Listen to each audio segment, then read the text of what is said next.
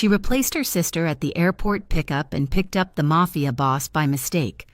The rain over Jersey City was biblical, a thick gray sheet that turned the 5:30 p.m. shift change into a miserable blur.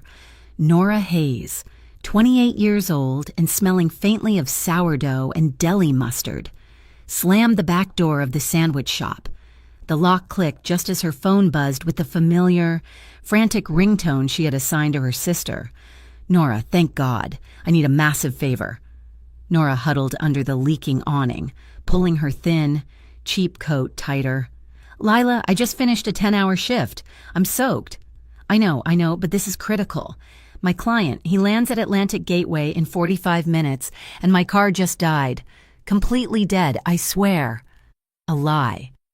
Lila's car was fine. She was probably at a cocktail hour in Soho. "You have to get him, please, Nora, he's important." Nora squeezed her eyes shut. The fixer. That was her role. Lila Hayes chased the glamorous PR life in Manhattan, leaving Nora to patch the holes in the family boat, the boat their father had left behind when he died too young. Nora had been the one to drop out of nursing school, the one to manage their mother's illness, the one to keep paying the bills on their crumbling Jersey City apartment while Lila networked. "Fine," Nora muttered. "Atlantic Gateway. Who am I looking for?" "Mr. Navarro. He's easy to spot." Lila rushed, relief evident in her voice. "Latin American, dark suit, traveling solo, carrying a brown leather suitcase. He knows I'm sending a car. Just hold a sign, you're a lifesaver. Nora, I owe you." The line clicked dead. Lila never sent a photo. 40 minutes later. Nora sat idling in the VIP arrivals lane at Atlantic Gateway, the windshield wipers on her 20-year-old sedan fighting a losing battle against the deluge. She caught her reflection in the rearview mirror. Dark circles under her eyes, hair frizzy from the humidity, wearing the same faded coat she had worn for 3 winters. She looked like exactly what she was tired, broke, and a long way from the important world Lila pretended to inhabit. This was not the welcome wagon for a high-priority client. Her father, a former federal port investigator, would have hated this. He hated sloppy work, and this last-minute scramble felt dangerously sloppy. The automatic doors of the terminal hissed open, spilling a wave of travelers into the damp night. Nora squinted, scanning for Lila's description. She held up the damp piece of cardboard she had grabbed from the shop's recycling. "Guest for Lila" scrawled on it in black marker. She saw a man in a dark suit, but he was arguing with his family. She saw a brown leather suitcase, but it was carried by a pilot. Then the doors opened again. This man was different. He was tall, moving with a predator's economy of motion. A black trench coat was draped over his shoulders, covering a perfectly tailored charcoal suit. He was not Latin American. His features were sharp, distinctly Italian, with a jawline that looked cut from marble. He was not scanning for a ride. He was scanning for threats. His eyes swept the curb, dismissing the other drivers with their printed signs, assessing exits and sightlines. He did not fit Lila's description at all, yet he radiated an aura of absolute, undeniable importance. His gaze passed over her, then snapped back, locking onto the sloppy sign in her hand. He ignored everyone else and moved straight toward her. Nora's breath hitched. He did not wait for her to get out. He did not approach the passenger window. He walked directly to the rear door of her rattling sedan and pulled the handle, opening it as if he owned the vehicle and the air around it. A cloud of cold rain and expensive cologne, something dark, like leather and spice, invaded the car's interior, overwhelming the lingering smell of vinegar chips. Nora twisted in her seat, her voice coming out as a reedy squeak. "Mr. Navarro." The man did not answer. He did not confirm or deny. He simply observed her for one long, unblinking moment, taking in the cheap coat and the old car with an unnerving stillness.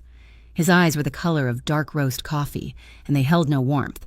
"Go," he said. The voice was a low baritone, laced with the distinct, clipped accent of the Italian-American East Coast. "Do not stop at the main gate. Drive. An order, not a request. Nora, trained by years of fixing Lila's messes, just did it." Her foot hit the gas. The The sedan complained as it pulled away from the curb, merging into the chaotic airport traffic. She glanced in the rearview mirror, her heart thumping against her ribs. That was when she saw it. A black, heavily tinted SUV, the kind that cost 6 figures, pulled out from the curb directly behind them. It was not just following, it was flanking, maintaining a precise, protective distance. Lila definitely had not mentioned a security detail. They navigated the complex airport loops and merged onto the wet expanse of Highway 9A, the rain hammering the roof like drum fire. The silence in the car was deafening, thick with the stranger's presence. Nora gripped the wheel, her knuckles white. She had to say something. She had to confirm the destination. Lila mentioned the Harborview Marriott. Is that... The man in the back seat finally moved. She watched him in the mirror. He was not looking at the road. He was looking at her reflection. "Your sister couldn't make it," he said, his voice flat and cold. "So they sent you." He paused, a flicker of something unreadable passing through his dark eyes. Interesting. The tone was not that of a PR client. It was the tone of a man who had just discovered an unexpected, and perhaps useful, flaw in a plan. Nora's stomach went cold. The interior of the old sedan felt like it was shrinking.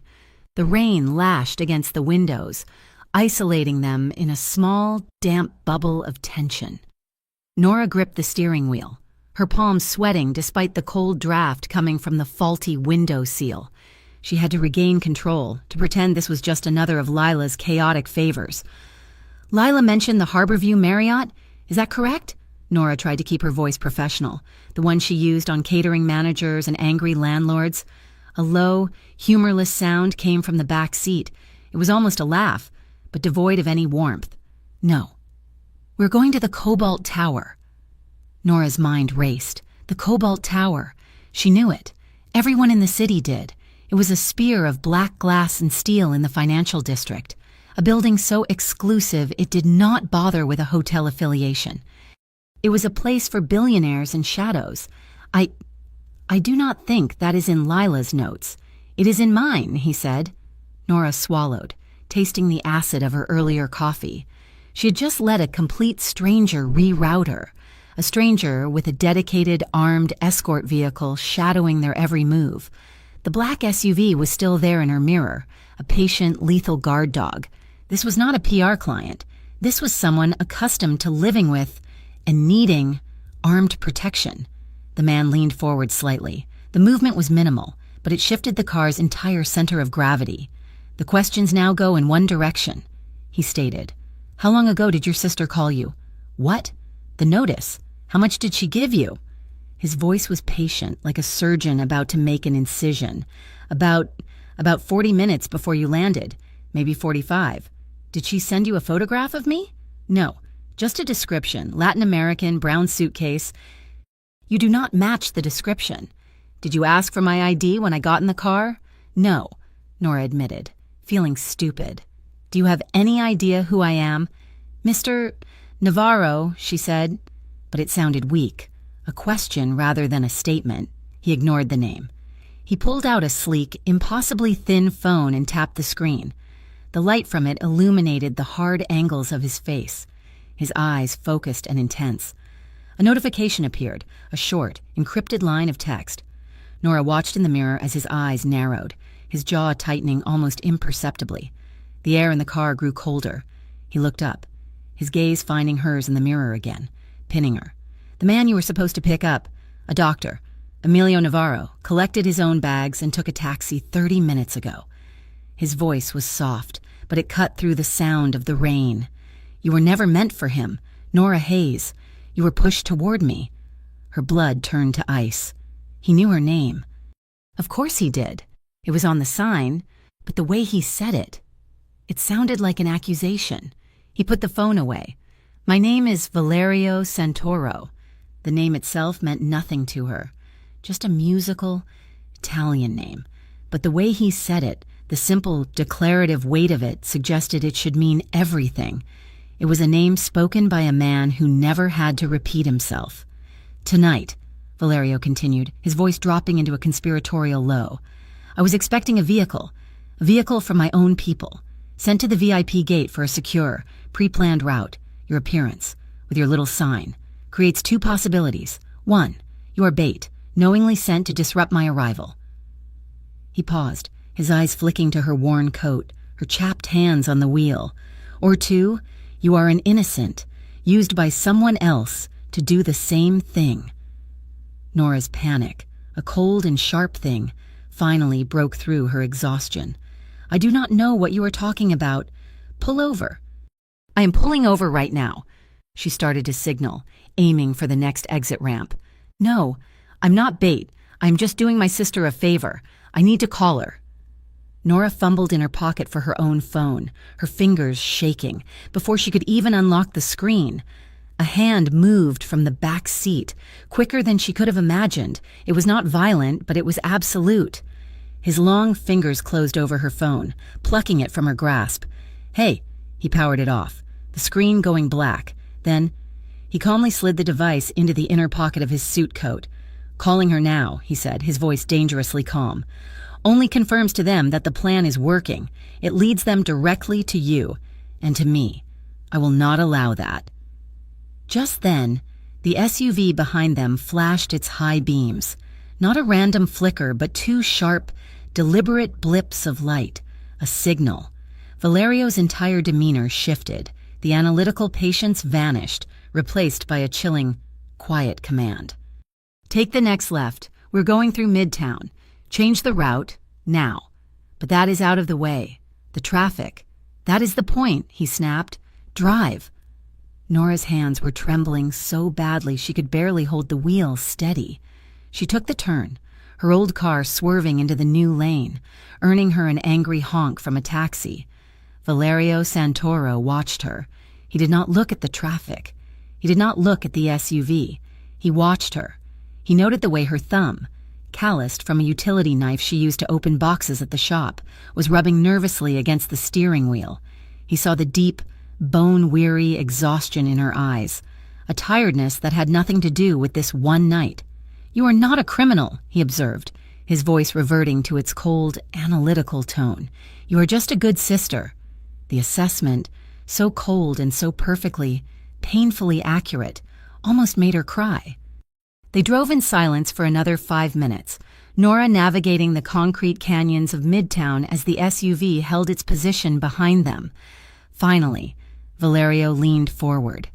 He did not move into the front seat, but he leaned through the gap between the headrests, bringing his presence the cold, the cologne, the power directly beside her. His warm breath ghosted against the shell of her ear, sending an involuntary shiver down her spine that was not entirely from fear. "From now until I know who put you in my car," he whispered, the words precise and final. "You stay with me. This is not a kidnapping, it is how you stay alive." The private elevator from the underground garage did not stop at a lobby. It ascended in a pressurized, silent rush, the digital display climbing to the number 47.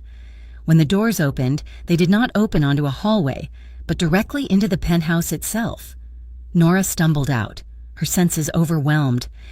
The room was a cavern of glass, black marble and rich, dark walnut. 3 walls were windows, floor to ceiling, revealing the storm-lashed city below as a glittering, angry jewel.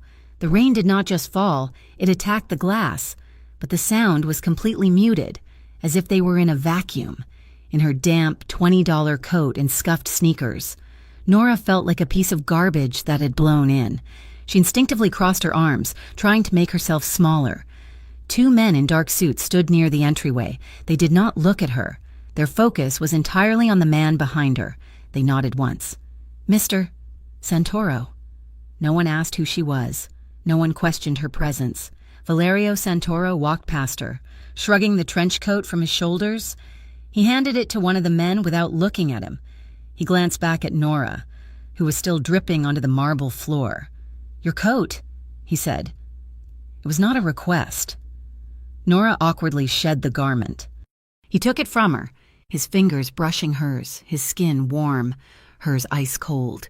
He handed her coat to the guard as if it were a priceless sable, though his expression betrayed no opinion at all. He procured a thick, folded towel from a nearby closet and tossed it to her.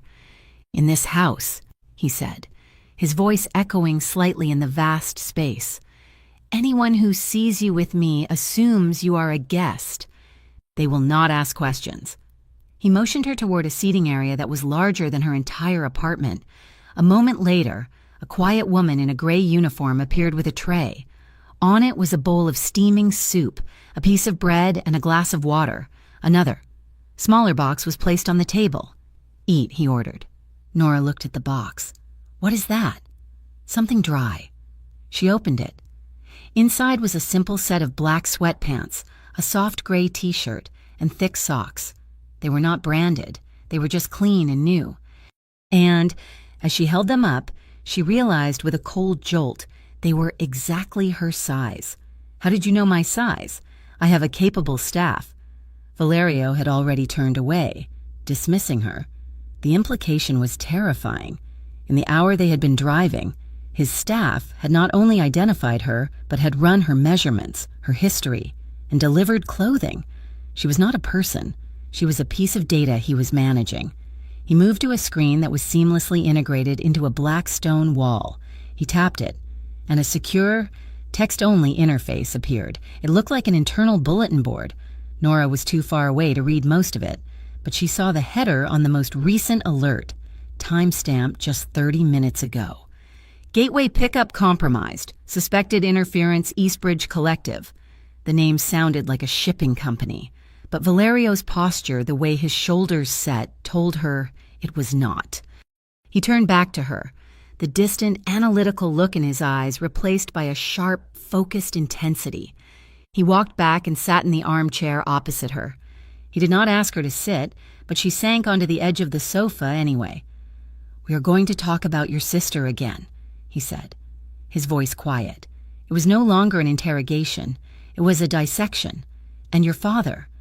"My father is dead," Nora said, her voice tight. "I am aware. He was a federal investigator. Bureau of Atlantic Port Integrity, is that correct?" She nodded, her throat dry. He knew the exact obscure title of the agency. "Your sister, Lila," he continued, leaning forward. "She is in public relations, but she has recently been spending time she cannot afford in places she does not belong. Specifically, the offices of the Northlight Meridian Agency." Nora's brow furrowed. The name was vaguely familiar. I think she mentioned them," Nora said, her voice small. "She said they were a potential new client." "A logistics firm." Valerio's eyes darkened. "They are not a logistics firm." He said it with a finality that chilled her. He was investigating them, too. The name hung in the air between them, a new, volatile piece of the puzzle. Before Nora could ask another question, Valerio's personal phone, the slim one he had used in the car, buzzed on the glass table beside him. He picked it up, answering in rapid, low-register Italian. The language was fluid and harsh, all sharp consonants. Nora understood none of it, except for the one word he spoke with a sudden, cutting clarity. "Lila?" He listened for another 30 seconds, his face a mask of stone. He said one final, sharp word in Italian and ended the call. The silence that followed was heavier than the storm outside. "That was my team," he said, his voice flat, devoid of any emotion. "They paid a visit to your apartment in Jersey City, looking for your sister." Nora shot to her feet, spilling a few drops of water. "Looking for her, or to hurt her?" "She was already gone," Valerio said, his eyes tracking her. "She left 15 minutes before my men arrived. Someone tipped her off." The blood drained from Nora's face. The implications hit her like a physical blow. Lila was not just irresponsible. Lila was involved. Oh God, she knew this was... this. Nora gestured wildly at the room, at him. She knew it was dangerous, and she sent me. The betrayal was a hot, acidic thing in her throat. Panic, cold and sharp, seized her lungs. She started to pace, her wet shoes squeaking on the marble. "I have to call the police. I have to find her. I need my phone." She lunged for the table, but Valerio was faster. He did not grab her. He simply rose, blocking her path, a mountain of quiet, tailored menace. When she tried to dodge him, He placed his hands on her shoulders. They were not gentle, but they were not violent. They were anchors, heavy and warm, holding her in place. "Stop!" he commanded. It was not a shout, but it vibrated through her.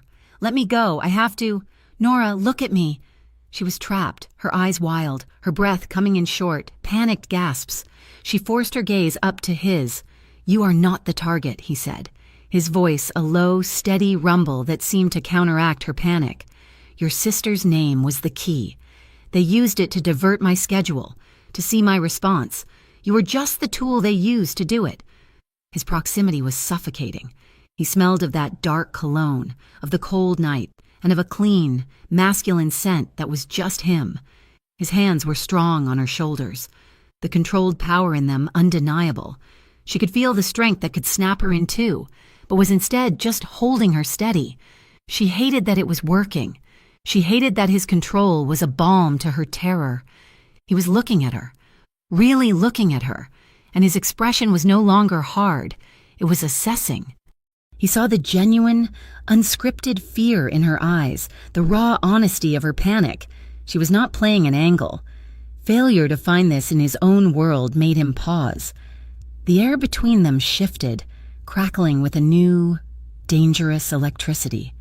The fear in Nora's chest was suddenly tangled with an unwelcome spark, a magnetic pull toward the very man who was the center of her terror. Valerio felt it too. He saw the shift in her eyes as her panic warred with this new awareness. He was a man of immense discipline. He deliberately broke the contact, his hands dropping from her shoulders. He took one measured step back, though his eyes never left hers. The moment was broken, but the echo of it remained. "You will sleep in the guest room tonight," he said, his voice back to its neutral, commanding tone. "The door will remain open." Nora flinched. He saw it and clarified. "I have cameras covering every exit of this house, including that hallway. The open door is not for me. It is so my security and the cameras can see that no one touches you." It was a promise of total protection and a statement of absolute imprisonment. He gestured to the soup, which was still steaming. "Eat. Get some sleep. We move in the morning." With that, he turned and walked away, disappearing down a long, dark hallway, already pulling out his phone to make another call. Nora was left alone in the silent, opulent fortress, the lights of the city glittering like 1,000 unblinking eyes. Her head was spinning. Her sister was missing. A possible traitor, a criminal organization called the Eastbridge Collective, was involved. And she, Nora Hayes, was the prisoner of a dangerous man who had just saved her life. She sank onto the sofa, the unwelcome truth settling in her stomach, heavy as stone. She was terrified of Valerio Santoro, and she was, in a way that made her sick, undeniably drawn to him. Sleep was not a state Nora entered. It was a shallow, anxious void she hovered in for a few hours on a sofa that cost more than her car. At 6 a.m, there was no gentle alarm. There was only Valerio Santoro's voice from the doorway, sharp and final. "Get up. We are leaving." He was already dressed in a fresh dark shirt and trousers, his hair still damp from a shower. He looked rested, which only made Nora feel more exhausted in her borrowed sweatpants. "The Eastbridge Collective," and he said, not waiting for her to fully wake, "knows who you are now. They know where you live. They will check your apartment for leverage, for information. We need to get there first." They did not take the gleaming, silent elevator. They took a freight elevator in the back, down to a subterranean level of the garage. The vehicle was not the SUV. It was a dark, nondescript sedan. The license plates had been changed. A single, silent bodyguard, the same one from the penthouse, sat in the driver's seat. His name, Nora had learned, was Marco. Valerio motioned for her to get in the back. The drive back to Jersey City, crossing the bridge against the early commuter traffic, was heavy with tension.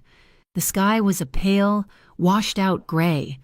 Nora felt like she was haunting her own life, a passenger in a ghost car, returning to a home that was no longer hers. The apartment building looked depressingly normal. Marco got out first, his eyes scanning the quiet street, his hand resting inside his jacket. Valerio nodded, and they moved. Valerio did not bother with the buzzer. He tested the handle to her apartment door. It was unlocked. He pushed it open with 2 fingers, a fraction at a time, positioning himself in front of Nora. The apartment was still, but it was wrong. The air was stale. A pile of Lila's junk mail that had been on the counter was gone. A half-empty mug of coffee Nora had left by the sink had been washed and put away. Valerio walked to the electronic keypad by the door. "The entry log," he said, his voice low. "It has been wiped. Someone was here after Lila left, and they erased their tracks." He moved through the small space with an unnerving, predatory grace.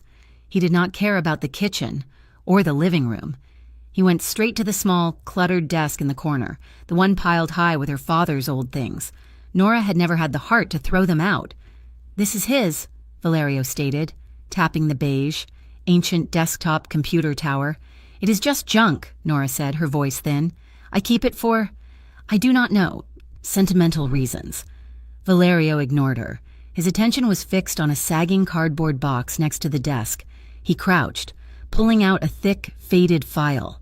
The official seal was still visible, dark blue ink on aging manila.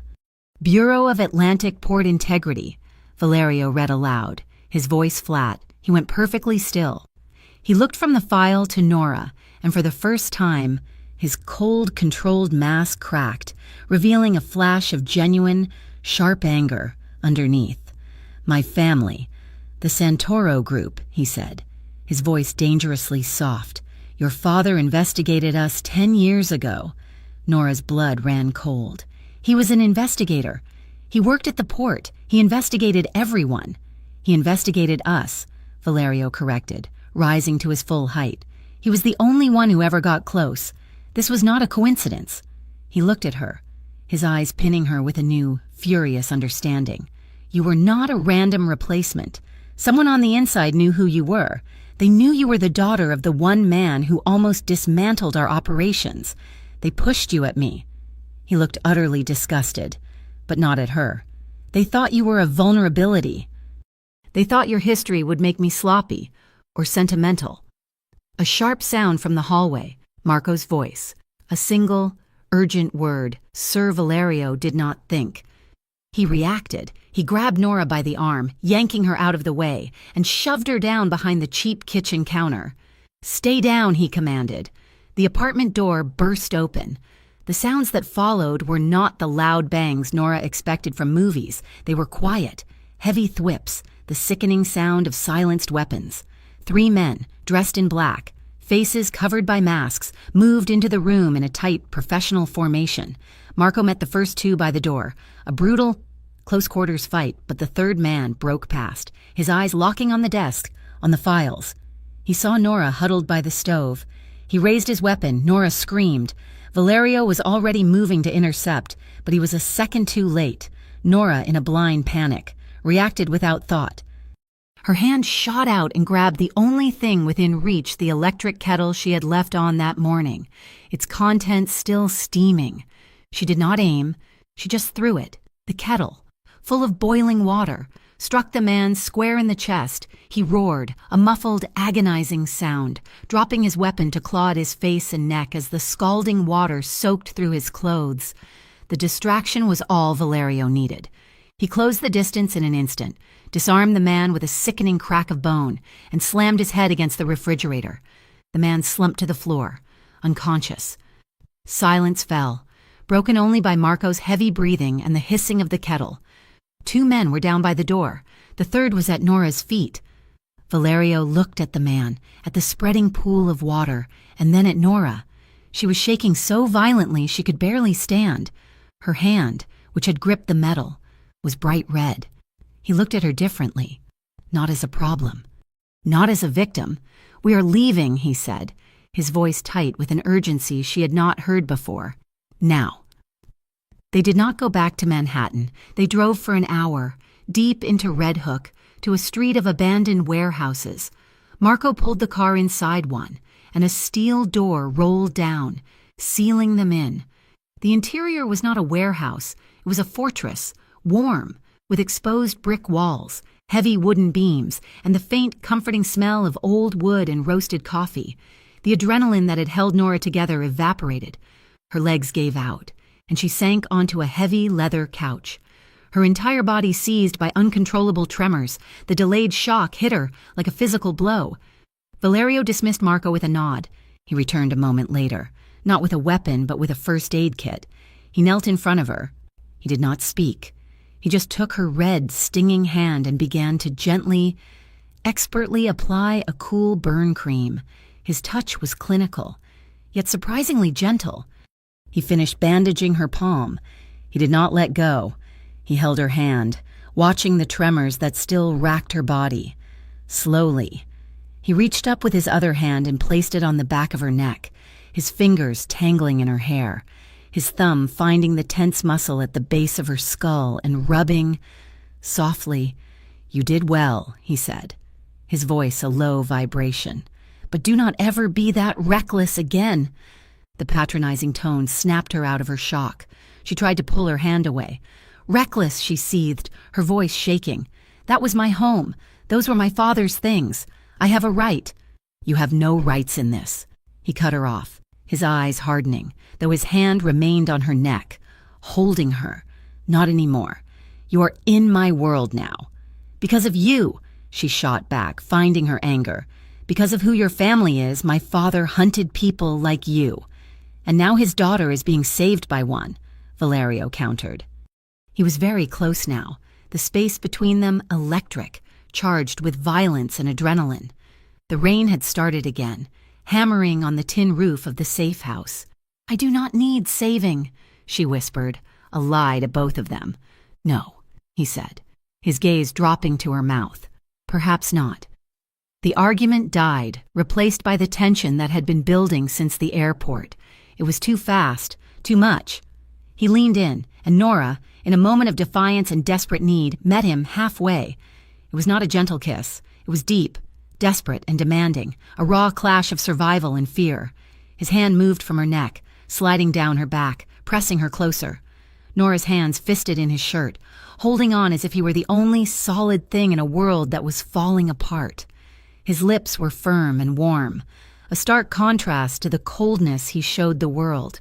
He whispered something against her skin, a low, soothing murmur in Italian she did not understand but felt to her core, a command to calm. They broke apart, both breathing hard, the air thick between them. The safe house door was still open a crack, a sliver of the cold outside world visible. But in here, there was only the sound of the rain and their ragged breathing. Valerio rested his forehead against hers for a fleeting second, his eyes closed. The distance, the roles of captor and captive, had just been irrevocably erased. He pulled back, his expression intense, unreadable. "They will not stop," he said, his voice hoarse. "As long as they think you are my weakness, they will hunt you." Nora looked at the man who was her entire problem, and her only solution. "Then I guess I'm not your weakness." A flicker of something new passed through his eyes. Respect, the bond forged in terror and sealed in a moment of absolute chaos, was set. The quiet in the Red Hook safe house was a different kind of silence than the one in the penthouse. That one had been sterile and cold. This was heavy and warm, thick with the smell of old wood, brick, and the storm raging on the roof. Valerio had not moved from his position, kneeling before her. His hand was still on her bandaged one, his thumb resting on her pulse point. The adrenaline had faded, leaving behind an exhaustion so deep Nora felt hollowed out. "You need to understand what you are in," Valerio said, his voice low. He finally released her hand and stood, moving to a small, well-stocked bar in the corner. He poured 2 fingers of amber liquid into a glass, but did not drink it. He just held it. "My family did not start with logistics," he began, his back to her. "They started with the ports. My grandfather, his brothers. They ran the Santoro line. It was what it was. A way to move goods, some legal, some not, along the entire East Coast." He turned, leaning against the bar, the picture of modern power. "I am not my grandfather. I spent the last 10 years pushing us into the light. Crown Harbor Logistics, that is me. It is a legitimate billion-dollar enterprise. But to make it legitimate, I had to absorb the old routes, the old rules. You cannot build a castle like that without the old, dark foundations. He was quiet for a moment, his eyes distant, fixed on a memory that clearly pained him. There are always factions, he said, his voice hardening. Men who miss the old ways, the quick, dirty money. 5 years ago, I was engaged. Nora's breath caught. It was the last thing she expected. Her name was Ariana. She worked in finance in Miami. She was clean. Outside of this. He stared into the glass. A small faction. One I had sidelined. Wanted to send a message. They thought she was my weakness. They put a bomb in her car. He said it with no emotion at all. A flat statement of fact that was more chilling than any scream. I did not make that mistake again, he finished. I do not have attachments. I have assets, and I have liabilities, until last night. The air was thick with the ghost of the woman who had died. Nora finally understood the coldness, the control. It was armor, built from loss, a cold realization, a memory pricked at her. My father, she said, her voice barely a whisper. He had one case he could never solve. He obsessed over it. He called it the ghost container case. Cargo that would vanish from the manifest, just disappear from the port, completely off system. It drove him crazy. She looked at him, the truth settling on them both, raw and unavoidable. That was you. Was it not the Santoro line? My father was trying to stop your family. Valerio met her gaze, the truth hanging bare between them. Yes, he said, without apology. If I'd met your father when he was working that case, we would have been enemies, but he is gone. And the woman in front of me, he paused, his eyes tracing her face, is not him. His phone buzzed on the counter, a single, short sound. He picked it up, read the text, and his entire posture tightened. The brief, fragile moment of shared history was over. Lila, Nora breathed, already knowing. She's not missing, Valerio said, his voice ablaze. She's being held. A branch of the Eastbridge Collective has her. They think she is leverage. Leverage for what? They believe she knows my shipping schedules, my real ones, he clarified. The ones for weapons. Nora's stomach turned. You have to get her. Please, Valerio, she is a fool. She is stupid. But she is not evil. She would not know what she was doing. Please do not hurt her. He looked at her, his expression unreadable. I do not hurt women, Nora. Not even the stupid ones who get their sisters involved in things that can get them killed. He took a step closer, his cold authority returning. But I will not, for 1 second, allow one person, including your sister, to lead them to you. It was a promise, and it was a threat. It was possessive, terrifying, and in that moment it was the only thing protecting her. You cannot go back to your life, he stated. You cannot go back to the sandwich shop. You cannot go anywhere. The second you step out from my protection, they will take you. To them. You are no longer a person. You are bait. So what am I supposed to do? She cried, gesturing around the luxurious prison. Stay here forever. Yes, he said simply. The finality of it stole her breath. Why? She demanded, her voice shaking. Why are you doing all of this? You did not even know me 24 hours ago. Why all this for a girl you found at an airport? He closed the distance between them, stopping just short of touching her. His eyes were dark, intense, and they were not cold anymore. They were burning. Because, he said, his voice a low, rough whisper, you are the one piece in their entire plan that they did not control. You are the variable, the mistake. They want to correct their mistake. His gaze dropped to her mouth, and he allowed himself a small, dangerous flicker of honesty. And I will not let them. The unspoken words hung in the air. I am the one who will not let you go.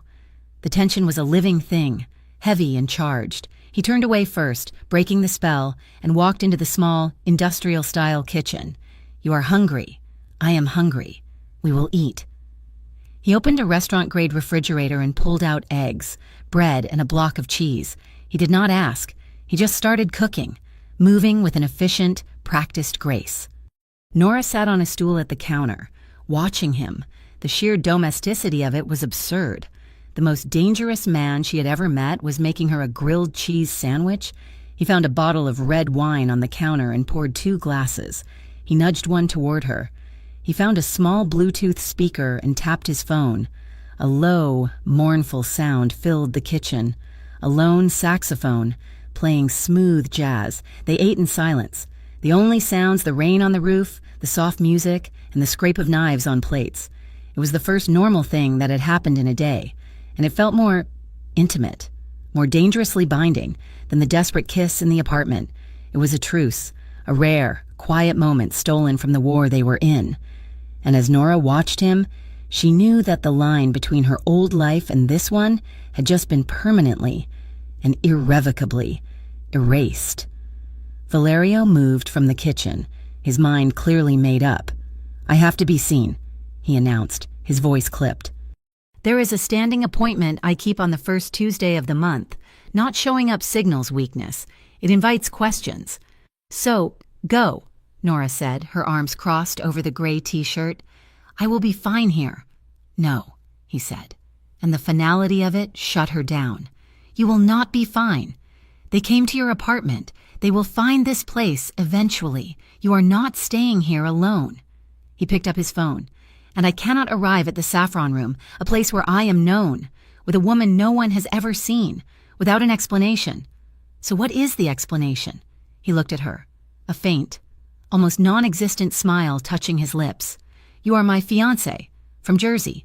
It is unexpected, and the unexpected, they will be too polite to question." 2 hours later, the safe house was a flurry of quiet, intense activity.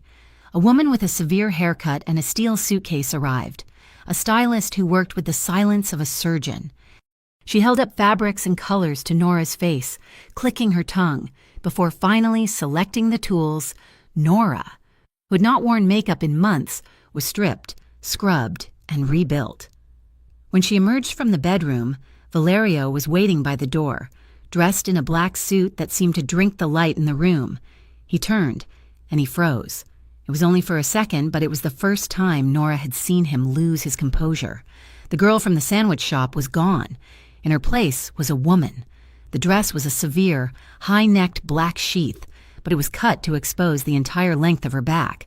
Her hair was twisted into a low, complex bun that exposed her neck. The makeup was sharp, her eyes defined, her lips a dark, threatening red. He had seen her tired, and he had seen her terrified. He had never seen her beautiful. His gaze traveled from her throat down to her feet, and for that 1 second, the air left the room. He recovered instantly, the mask of cold control slamming back into place. "It will do," he said. Holding out the black trench coat he had worn at the airport, he placed it over her shoulders.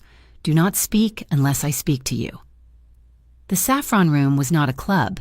It was a vault, dark velvet, old mahogany, and dim, golden light. It was a place where politicians, judges, and men like Valerio met on neutral ground. The air was thick with cigar smoke and the murmur of billion-dollar deals. He walked through the room as if he owned it, and in a way, he did. Men in $10,000 suits stopped their conversations to nod. "Mr. Santoro."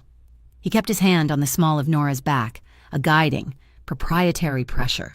A man with a flashy gold watch and a face like a bulldog stepped into their path. "Valerio, my friend, you have been holding out on us." His eyes, small and assessing, raked over Nora. "And who is this?" "Rocco," Valerio said. His voice was not cold, it was dead. He did not smile. He simply looked at the man. Nora watched as Rocco Pella, a man who clearly intimidated others, physically withered under that gaze. The smile on his face faltered. He cleared his throat, his eyes darting away. "My apologies, Mr. Santoro. A beautiful evening. Enjoy your night." He evaporated into the crowd. Nora let out a breath she did not realize she was holding. Valerio had not raised his voice, had not moved a muscle, and had won a war with a single look. They were shown to a private, glass-enclosed booth overlooking the room. Marco, who had entered separately, appeared at the door. He did not look at Nora. He handed Valerio a slim tablet. Valerio's jaw tightened. "One of my men," he said, his voice a low, lethal vibration. "He has confirmed it. An anonymous tip was sent to the Eastbridge Collective 2 days ago. It contained the exact plate number of the SUV I was scheduled to take from the airport." He looked up at Nora, his eyes black ice. "The tip came from inside the Mariner Circle." Nora's blood ran cold. The name meant nothing, but his tone told her everything. What is that?" "My inner counsel," he said, his voice raw with fury. "My most trusted men. There is a traitor." They did not stay long. They left through a side entrance. As they stepped into the alley, a car pulled up, and 3 men in cheap, ill-fitting suits got out. "Mr. Santoro," one said, holding up a flimsy badge. "IRS, we have a few questions about your vehicle." They were fake. Nora knew it instantly. Valerio did not slow down. "A performance," he whispered. So low only she could hear. In one fluid motion, he slid his arm around her waist, pulling her flush against his side, shielding her. He dipped his head, his lips brushing the shell of her ear. "They are watching. Smile." His breath was hot on her skin. He murmured something else, a low, intimate string of Italian. "Mia cara, sei bellissima stasera."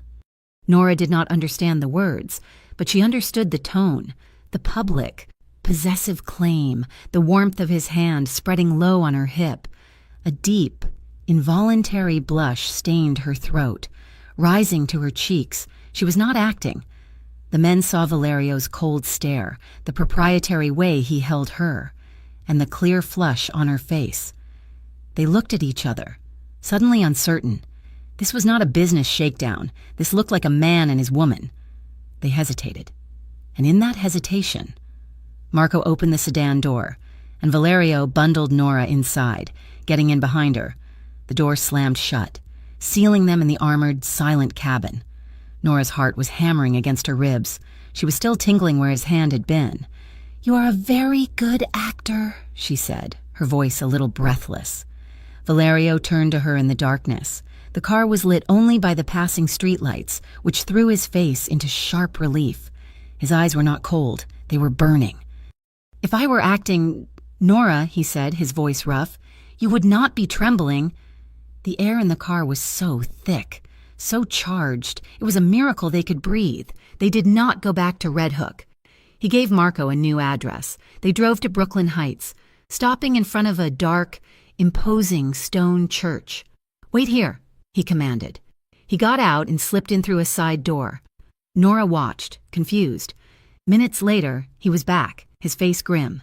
"They do not want money," he said as the car pulled away. "Not just money, I heard them.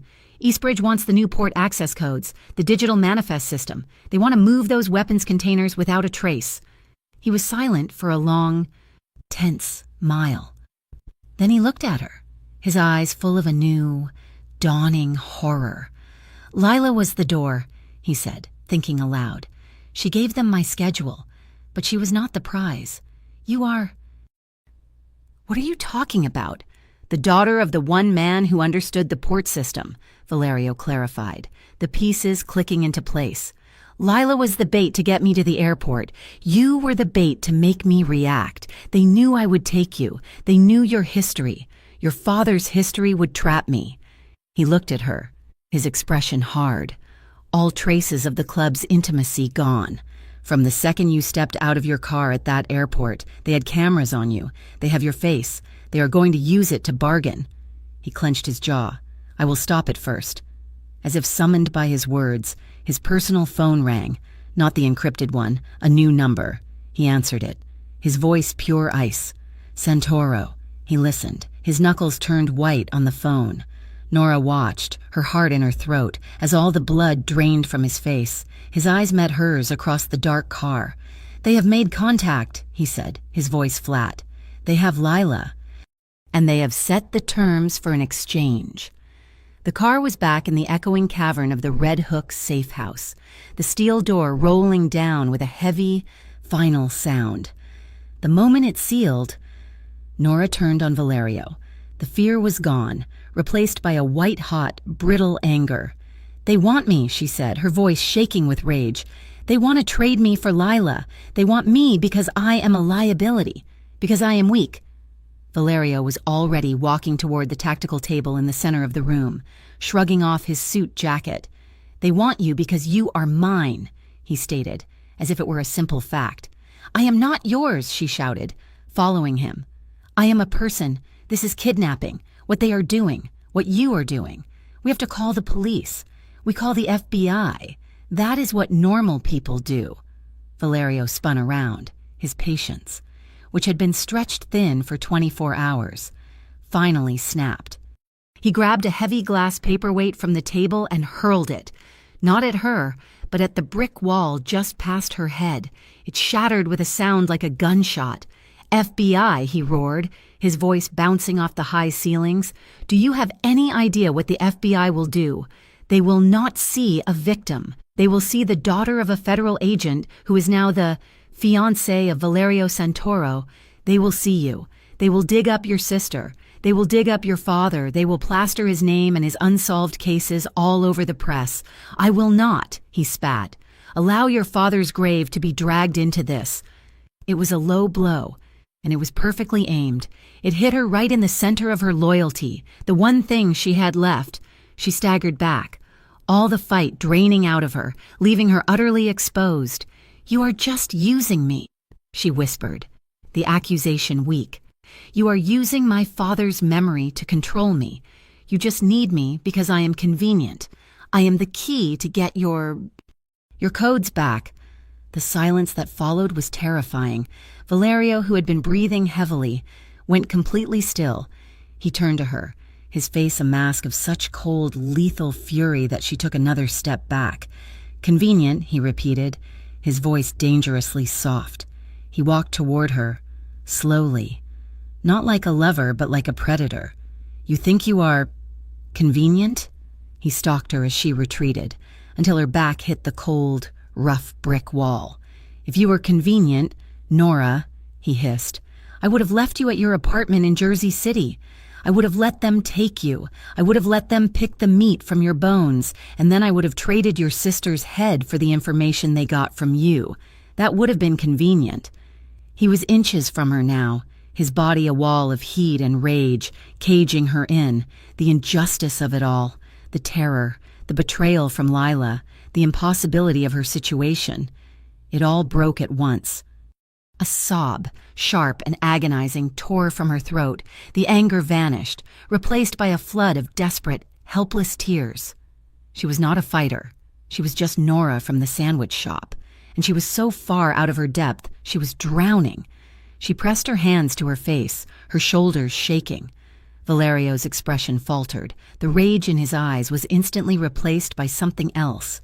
Something complex and confused. The raw, unfiltered sound of her despair cut through his armor in a way no bullet ever could. Nora, he said, his voice dropping, the anger gone. He reached out, his hand hesitating before it touched her shoulder. Stop. Leave me alone. She wept, trying to push him away, but it was like pushing against the wall itself. I said, stop, he murmured. He did not move away. Instead, he moved closer, pulling her hands from her face. His grip was firm. Nora, look at me. She looked up, her face streaked with tears, her eyes blurry and broken. He was going to comfort her. That was his intent. He was going to hold her shoulders and tell her to be strong. But the sight of her, so completely shattered, combined with the lingering adrenaline from the club and the raw, electric anger, fused into something else entirely. The air between them changed, the voltage snapping from fury to a desperate, undeniable need. He did not comfort her. He kissed her. His mouth crashed down on hers, a kiss that was not gentle or tender. It was acclaiming, deep, breathless, and utterly possessive. It was a drowning man's lunge for air. He tasted of whiskey, power, and rage. His hand slid from her shoulder, splaying flat against her back, pressing her body hard against the unforgiving brick. His other hand cupped her jaw, tilting her head, deepening the kiss, taking everything she had to give. He was not rough, but he was decisive. His hand stayed on her back, on the strong column of her throat, on her collarbone, places of control, not of crude intimacy. It was a kiss of protection and possession, a raw statement of, "You are mine." For a split second, Nora was frozen in shock. Then, all the fear and anger and despair inside her found its answer. She did not melt. She fought back. Her hands, which had been pushing him away, fisted in his shirt, she kissed him back with the same desperate, violent energy. She did not submit. She met him. Her teeth grazed his lower lip. A small, defiant bite and a low growl rumbled in Valerio's chest. He broke the kiss, but only for an inch, both of them panting, their foreheads pressed together. His eyes were closed, his breath hot on her lips. He laughed, a short, breathless, and utterly genuine sound. "Yes," he rasped, his lips moving against hers as he spoke. This suits me better." He was about to kiss her again, to take her from the wall and lift her into his arms, when a sharp, respectful knock echoed from the steel door. Knock, knock. Marco's voice was a sheet of ice on the fire. "Sir, the line is open. They're waiting for your answer." Valerio's eyes snapped open. The spell was broken. He and Nora flew apart, two magnets repelled, both breathing hard, their chests heaving. The air in the room was electric, the ghost of what had just happened and what had been about to happen hanging between them. Valerio turned from her, running a hand through his hair, a gesture of profound, uncharacteristic agitation. He took a moment to compose himself, his back to her, before he faced the door. "1 minute," he called out. He turned back to Nora.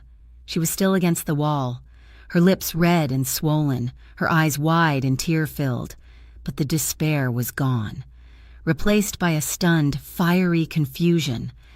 His expression softened, the hard edges of the boss replaced by the man. He stepped toward her and, gently this time, used his thumb to wipe a stray tear from her cheek. His touch was feather-light. "Tomorrow will be dangerous," he said, his voice quiet. "All the anger gone. I will get your sister. I will do this my way." He looked into her eyes, his own dark and deadly serious. "You have to trust me." Nora, her body still humming from his touch, could only nod. The tears were still there, but they were no longer for herself. Valerio held her gaze for 1 second longer, and in that second, he felt something he had not felt since Miami. The cold, pragmatic need to survive for his family, for his legacy, was suddenly tangled up with a hot, desperate, and purely personal need to survive for the woman staring back at him. The steel door had barely rolled shut when Valerio made a call. It was not to a man in a suit. It was to someone with a gruff, clipped voice. "Dante," Valerio said, and Nora noted the name. "Get the Red Hook crew, not the Circle. No one from the Mariner Circle. Meet me at the safe house in 20 minutes. We are planning a retrieval." He was cutting out his own inner circle. The revelation of a traitor had made him isolate himself, and by extension it locked Nora even tighter inside his perimeter. The only people he would trust now were the ones who predated his corporate empire. 20 minutes later, 3 men arrived. They were not like Marco, who was silent and tailored. These men were older, rougher, and looked like they had just walked off a fishing boat or a loading dock. They were the old team. They nodded to Valerio with a deep, familial respect and did not look at Nora twice. Valerio unrolled a set of architectural blueprints on the heavy wooden table. They were old, bearing the stamp of the Port Authority, dated 1980. Pier 47 Annex, Valerio said, his voice all business. "A disused container terminal. Eastbridge wants the exchange here, at 0200. They think it is neutral ground."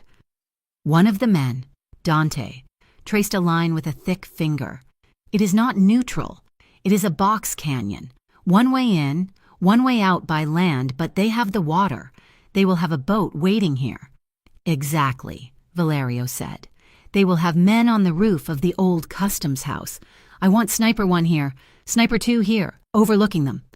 They spoke for an hour, a rapid, coded language of sightlines, exfiltration routes, and kill boxes. Nora stood by the wall, feeling useless, a civilian in a war room. Finally, Valerio tapped the center of the map, the open space where the exchange would happen. "They want me to bring the codes. They want me to bring her," he said, nodding toward Nora. "As proof of good faith, I go in. The exchange is made. They release Lila. Nora's voice cut through the technical talk, surprisingly steady. I should go in first. All four men stopped and looked at her. Valerio's face was thunderous. Do not be a fool. I am not, Nora said, stepping forward, her hands flat on the map. They want me as the proof. Right. So send the proof. I go in, alone, to show you are serious. You stay back. I am the only one who knows what Lila looks like up close, in the dark, when she is terrified. I will know if it is a trap. I will know if she is hurt. Absolutely not, Valerio snapped. It is logical, Nora insisted, her voice gaining strength. They will not be expecting it. They will be expecting you, the boss, surrounded by men. They will not be expecting the girl from the airport to walk in alone. It disarms them. It gives your men time to get in place. Dante, the older man, looked at Nora with new respect, then at Valerio. She's not wrong. Valerio, it is a good angle, a very clean angle. Valerio looked at Nora, his eyes burning, hating the idea, but seeing the brutal logic in it. He cursed, a low, vicious sound in Italian. Fine. He walked to a steel case and pulled out a piece of equipment so small it was almost invisible, a flesh-toned earpiece. He stepped toward Nora, his anger rolling off him, and pushed her hair back from her ear. His touch was rough, impatient. You will wear this, he commanded, his voice a low growl for her alone. The second you are in, you are my eyes. I will be in yours. I am teaching you 3 words. He leaned in, his breath warm, his voice vibrating against her skin. Listen to me. Fuoco, he whispered. It means fire. You say it if you see a weapon I cannot... Tradito. It means betrayed. You say it if it is not Lila, or if the situation is wrong, and adesso, it means now. You say it when you have her, and you want me to bring the sky down. He pulled back. Say them. Fuoco, Tradito, adesso, she repeated, her voice a little shaky, the intimacy of the moment, the raw survival of it, more binding than any kiss. He nodded, satisfied. He dismissed his men. They filed out, leaving the blueprints, the maps, and the tension behind. The safe house was silent again. Just the two of them. The clock on the wall showed it was just after midnight. The air was thick. A heavy combination of fear, exhaustion, and the unresolved, crackling desire from their earlier clash. Nora walked to the map, tracing the route she would have to take. What if you die tomorrow, Valerio? She asked, her voice small. He was silent for a long time. She felt him come up behind her. He did not touch her, but his heat was a presence at her back. I do not plan on dying, he said, his voice a low, rough murmur near her ear. Not before you answer the question I asked you at the Cobalt Tower. She turned in the space of his arms, looking up at him. You never asked me a question? My staying, he whispered, when I should have let you go. Your staying, when you should have run. It was a question. He leaned down and kissed her. This kiss was not the angry, possessive clash from before. It was slow. It was searching. It was a desperate, tender exploration, a question and an answer all at once. His hands came up to frame her face, his thumbs stroking her cheekbones as if memorizing her. Her hands slid up his chest, her fingers tangling in the front of his thin, black shirt, feeling the steady, powerful beat of his heart beneath her palm. His suit jacket, the one from the saffron room, was still draped on her shoulders. It slid to the floor, forgotten. His lips moved from her mouth, tracing a hot, slow path to her jaw, to the pulse that was hammering in her throat. Nora, he breathed, the sound of her name a prayer and a curse. She pulled him closer. Her body, still clad in the soft sweatpants and t-shirt, molding against his. He guided her back, not to a bed, but to the long leather sofa in the center of the command room. He sat, pulling her down with him, so she was half draped across his lap. He grabbed a thin wool blanket from the back of the couch and threw it over them, a shield against the cold night, against what was coming. They were still dressed, but it was the most intimate, vulnerable moment of her life. He was not a boss. She was not a victim. They were just two people, on the edge of a war, holding on. Her head rested on his chest, right over his heart. They lay like that for a long time, just breathing. The only sound the wind outside. I hate the smell of pizza, she whispered into his shirt. He went still. What? At the shop, she clarified. Pizza, sourdough, vinegar. For 6 years. It is the smell of being stuck. She paused. I like the smell of the ocean, right before a storm, and old books. He said nothing, just tightened his arm around her, holding her, absorbing this useless, vital information. After this is done, he said, his voice a low, steady promise. Your sister. She will be taken care of. I will put her in a clinic, somewhere quiet, in the countryside where no one can ever find her, where she cannot find trouble. He looked down at the top of her head, not because she deserves it, because you do. Nora's throat tightened. She lifted her hand and pressed it flat against his chest, right over the steady beat. Do not let it stop, she whispered, her voice thick. Not before I am finished talking. He kissed the top of her head. They did not speak again. Hours later, when the first gray light of false dawn touched the windows, they were still there, asleep, but not. A tangle of limbs under a thin blanket, 2 empty glasses on the table next to them, beside a 9mm handgun and a single flesh-colored earpiece, the maps for the battle, scattered on the floor at their feet. The Hawthorne terminal was a boneyard, a skeleton of rusted gantries and cracked concrete jutting into the black water. It was 2 a.m.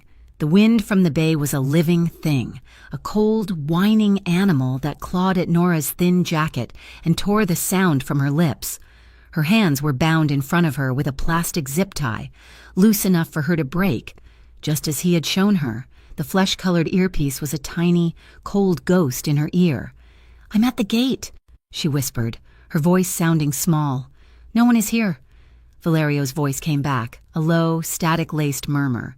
They are watching. Nora, move to the center of the yard. Let them see you. Dante, do you have her? There was a click. Eyes on, boss, said the gruff, familiar voice of Valerio's oldest soldier. She is clear. I see 2, maybe 3, on the warehouse roof. No sign of the package. Nora's stomach clenched, but she walked forward, her steps echoing in the vast, empty space. She pushed open the groaning metal door of the main warehouse. It was cavernous, smelling of rust and salt. A single, bare bulb, hanging 3 stories up, cast a weak, yellow circle of light on the floor. In the center of that circle was a wooden chair, and in the chair was Lila. Her sister was bound with thick rope, her head bowed, her mouth was covered with a wide, brutal strip of silver duct tape. When she heard Nora's step, her head snapped up. Her eyes were wide, white with terror and slick with tears. A choked, humiliated sound came from her throat. Touching, a voice said. Nora spun. A man stepped from the deep shadows behind a row of shipping containers. He was not a stranger. He was not Eastbridge. It was Dante Riva, Valerio's right hand, the man who had been in the safe house, the man who was supposed to be Valerio's eyes. He held a small, black radio in his hand. He clicked it. Boss, the package is secure. Looks like just the sister. He looked at Nora and smiled, a cold, terrible expression. He will be here in 5 minutes. He's a man of his word. Nora's blood turned to ice water. She fumbled at her earpiece, her bound hands shaking. Valerio, it is a trap. Tradito, it is Dante. Dante laughed, a short, ugly sound. He cannot hear you. Sweetheart, that earpiece, it has been routed to me for the last 10 minutes. He thinks I am watching you. He does not know I am the one he should be watching. Why? Nora whispered, the one word all she could manage. Why, Dante walked a slow circle around her, his gun held casually at his side. Because I am tired of cleaning. I am tired of logistics. I am tired of watching him turn the Santoro name into a stock portfolio. He spat on the concrete. This family was built on fear, on guns. The Eastbridge Collective understands that. They want a partner, not a CEO. But to do that, the CEO has to be removed. The airport, Nora breathed, understanding. A test, Dante sneered. Your idiot sister gave us the opening. We pushed you at him to see what he would do. The old Valerio would have seen the trap, used you as a pawn, and discarded you. But this new Valerio... He shook his head in disgust. He kept you. He brought you into his house. He made you his weakness. And now, I am going to use that weakness to put a bullet in his head. He will not come for me. Nora lied, her voice trembling. He's only here for Lila. He is coming, a voice said. Cutting through the dark, Valerio Santoro stepped out of the shadows and into the weak circle of light. He was alone.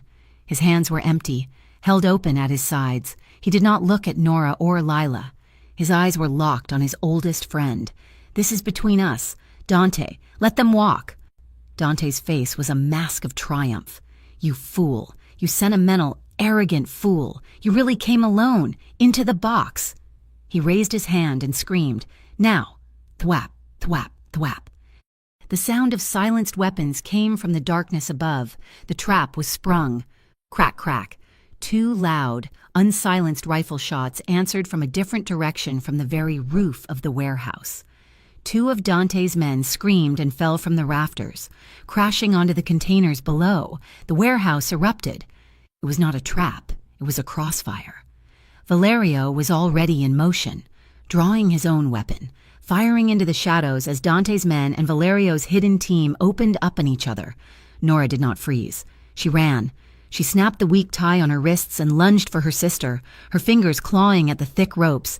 Nora, Nora, I'm so sorry, I'm so sorry. Lila was sobbing, hysterical. Shut up, Nora yelled, ripping the duct tape from Lila's mouth. Sorry is for later now. You crawl. She shoved her sister off the chair and onto the ground, pushing her toward the dark safety of a massive steel container. The girl from the sandwich shop was gone. They were almost there. Dante, enraged, saw them moving. He roared, If I cannot have the business, I will take his woman. He raised his pistol, ignoring Valerio, aiming straight at Nora's back.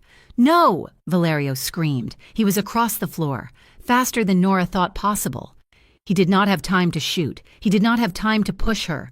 He just had time to shield her. He lunged, slamming into her, his body covering hers, just as Dante fired. Pop, pop!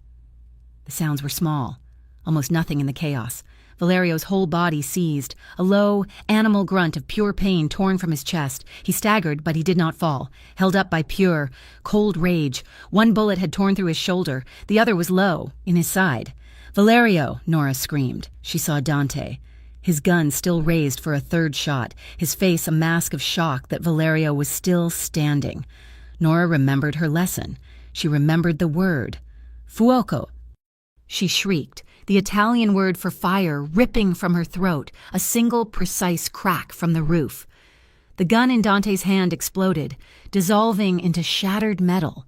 He screamed, clutching his ruined, bleeding hand. The remaining Eastbridge men, seeing their leader disarmed and their ambush broken, vanished into the shadows, retreating toward the water. Valerio was still on his feet, barely. He was braced against a concrete pillar, his own gun leveled, his hand shaking but steady, aimed straight at Dante's heart. He was bleeding, the dark stain spreading rapidly across his white shirt. Valerio's men, the Red Hook crew, emerged from the dark. Take him, Valerio commanded, his voice a hoarse, ragged gasp. Alive! I want him! He has to clean the circle! The fight was over. The adrenaline vanished. Valerio's legs gave out. Nora caught him, her small body collapsing under his weight. They sank to the filthy concrete floor together. You idiot, she sobbed, her hands pressing hard against the wound in his side, the hot, sticky blood pumping over her fingers. You arrogant, stupid idiot. He looked up at her, his face pale and slick with sweat. His breath was coming in short, painful gasps, but his eyes were sharp, focused only on her. He tried to smile. I believe, he panted. The question was answered. Nora's face was a mess of tears, terror, and a new, fierce, protective rage.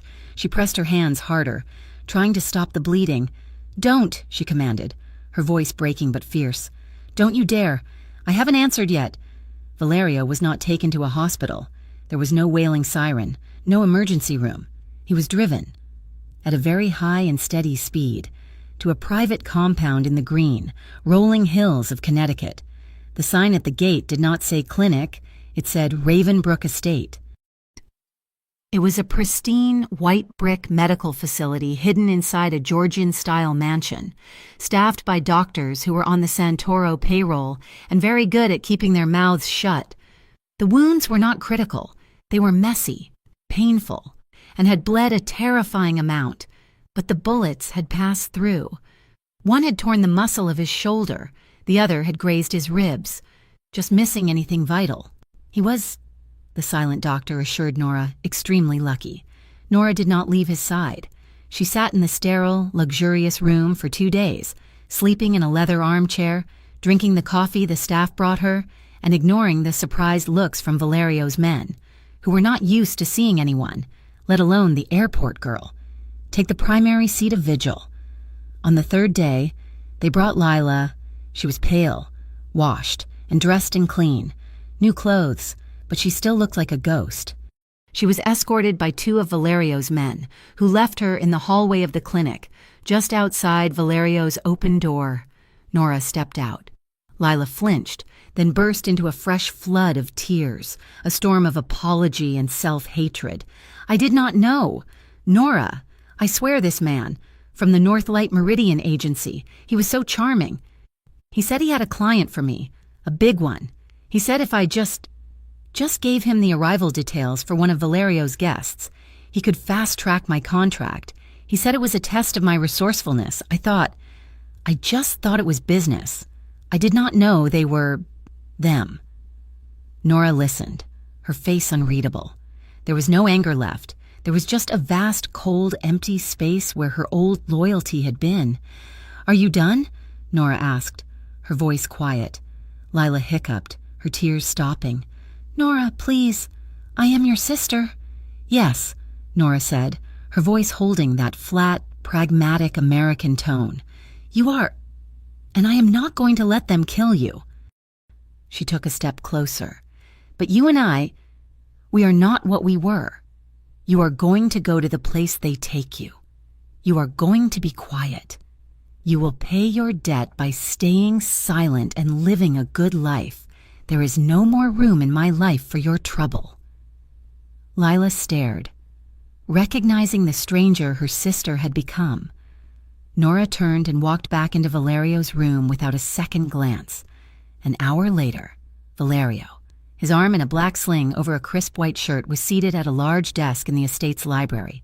He had summoned the new Mariner Circle, 3 men, old and loyal, and 2 new ones. Nora stood by the window, watching. Valerio's voice was low, but it carried the weight of a judge's sentence. "Dante Riva betrayed the Santoro name," he said, his voice flat. "He aligned with the Eastbridge Collective to bring war to our business, and he used this family's trust to do it. He will be dealt with." Valerio continued. He did not say how. He did not need to. The simple, declarative statement was enough. The men understood. He had just confirmed, even with bullets in him, that his discipline was greater than his rage. He was still the boss. After the men had been dismissed, the room was quiet. The afternoon sun was streaming through the leaded glass windows. Valerio looked up at Nora. He was pale, but his eyes were as sharp and clear as they had been at the airport. "So," he said, his voice soft, "can you answer me now?" Nora walked away from the window, stopping in front of his desk. She was no longer wearing borrowed clothes. She was in a simple, dark green dress the staff had provided. "I will not go back to the sandwich shop," she said, her voice firm. "I will not go back to that apartment, but," she added, her eyes locking with his, "I am also not going to be the woman who sits in your penthouse, waiting for you to come home, wondering if you are alive." A slow smile, the first genuine smile she had ever seen from him, touched the corners of Valerio's mouth. He reached across the desk with his good hand and pushed a thin, blue file toward her. "I assumed as much," he said. She opened it. The cover read Crown Harbor Logistics. Inside, it was not a bank statement, it was a job description. Director, Humanitarian Sustainable Port Projects. It detailed a new initiative to manage clean shipping routes and oversee the family's legitimate charitable donations through the port. "It is the clean part of the empire," he said, watching her. "The part I am building for the future. It needs a director. Someone with a family history and port integrity. Someone I trust." Nora looked at him, the weight of the offer settling on her. It was a real role, a way to build, not just to hide. "This," he added, his voice serious, "also contractually binds your sister to my protection. As the family of a high-level employee, she becomes our responsibility. You carry them, Nora, and I carry you." She closed the file. She did not need to read the rest. She walked around the desk, stopping until she was standing directly in front of him. He looked up at her, waiting. "In that case, Mr. Santoro," she said, a small smile playing on her own lips, "I accept the position." He rose from his chair, his good arm coming around her waist, pulling her gently against him, mindful of his shoulder. He kissed her. It was not the desperate, angry kiss from the safe house. It was not the possessive claim in the alley. It was slow. It was certain. It was the kiss of a beginning, warm with the afternoon sun, a promise of a life that would be dangerous, but that would be theirs. They stayed like that for a long moment, just breathing. "There is one more thing," he murmured against her hair. He led her to a large screen on the wall. He tapped his phone, and a video feed appeared. It was the security footage from the Atlantic Gateway Airport 48 hours ago. He zoomed in on a figure. There, in the crowd, was Nora, on her phone, her face tight with anger, clearly arguing with Lila. He hit play. As Nora was on the phone, another woman, wearing a trench coat and glasses, walked past. She paused. She raised her own phone, not to her ear, but to her hip, and snapped 3 clear, quick pictures of Nora. "That woman," Valerio said, his voice cold, "is a known operative for the North Light Meridian Agency." Nora's blood went cold. "She took my picture. Before I even got there, while I was still on the phone. They did not just use Lila's mistake. Nora," Valerio said, turning her to face him, "they chose you. They photographed you, targeted you, and pushed you into my path before you even hung up the phone. They wanted you, specifically, to be the one I found." Nora stared at the screen, at the woman who had sealed her fate, and then back at Valerio. He had been the target, and she had been the bullet. They both understood. It was not an accident. It was not a mistake. It was a setup. From the very first second, wow. And it was the single, fatal flaw in their enemy's plan, because they had chosen the one woman in the world who would not just break, but would fit perfectly, right at his side. Thank you so much for listening to this story. We would love to know where you are tuning in from, so please drop a comment below. Share your thoughts and let us all connect. If you enjoyed this journey, please subscribe to my channel, Mafia Boss Stories, and like this video. It helps us a great deal.